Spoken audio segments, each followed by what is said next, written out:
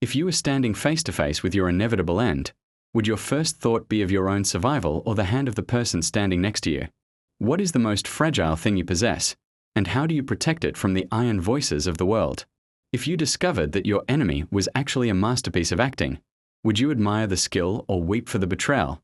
Is it possible to remain sane when the very walls of your home begin to speak the language of your destruction? If you could go back to the moment you first entered the shop and walk away, would you do it?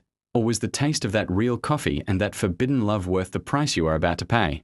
How do you keep your heart from breaking when you realize that the golden country was only ever a map drawn on a shroud? If the future truly belongs to the proles, does that make your own individual suffering a necessary sacrifice or a lonely tragedy? If you were placed in a room where the sun never rose and the clocks never ticked, how long would it take for yourself to begin to dissolve into the silence?